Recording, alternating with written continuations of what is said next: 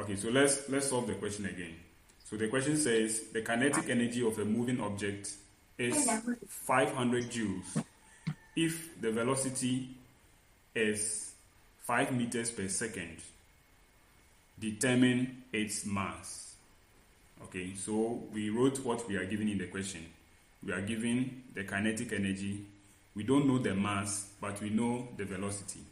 But remember the formula for mass is 2 times kinetic energy all over the velocity squared. So we are going to insert the values. So we get 2 times 500 all over 5 squared. And I said that we don't cancel at this stage. We have to write the 5 squared as 5 times 5.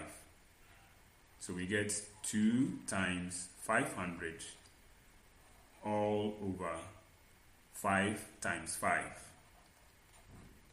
Okay, you can decide to multiply and get 1000 over 25 and then you divide. Or you can decide to cancel the numbers at this stage. So anyhow you solve it, you get the answer. So we said that 5 will divide this 500 100 times. And then 5 will divide itself once and then divide 100 20 times. So we got 2 times 20, which is equal to 40 kilograms since we are calculating for mass. So we get 40 kilograms. So this is what you do when you are asked to calculate for mass. Now in the next question, we are given the mass and the kinetic energy, and they are asking us to calculate the velocity. So calculate the velocity of a moving object of mass 10 kilograms if its kinetic energy is 500 joules. Okay, so let's look at what we are given in the question. So our kinetic energy is equal to 500 joules. Our mass is equal to 10 kilograms. But we don't know the velocity. Okay, but we know from our formula that the velocity squared, okay, when you square the velocity, you are going to get 2 times the kinetic energy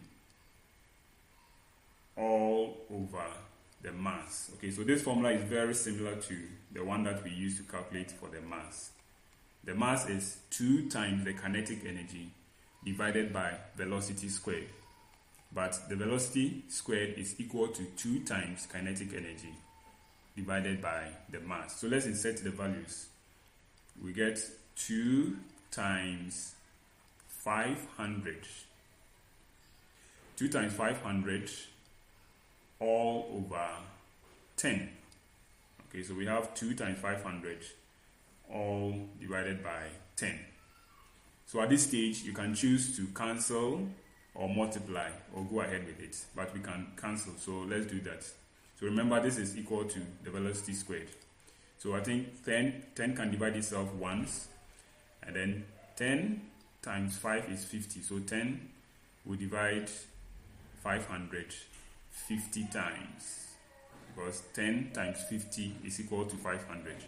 So now we are left with just 2 times 50. So our v squared is equal to 2 times 50. And 2 times 50 is 100. Okay. Now we want just the v, which is the velocity. We don't want v squared. So whenever we have an exponent, okay, with a square of 2, what we can do to get rid of the square so that we have just the v by itself is that we are going to take a square root on both sides.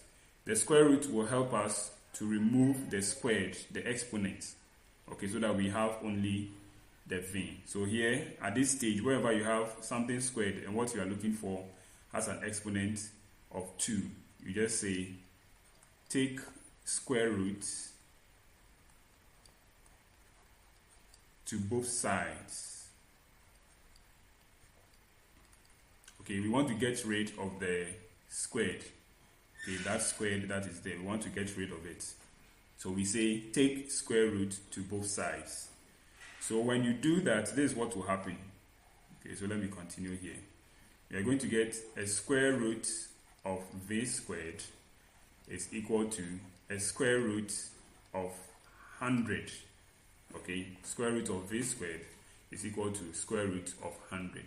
So this square root will cancel the squared, leaving us with only the v to be equal to square root of 100.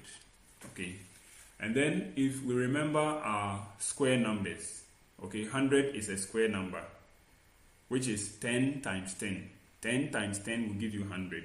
So that means the square root of 100 is 10. Okay, so our v will be equal to 10. Okay, and then v is speed or velocity. So we need to write the units in our final answer.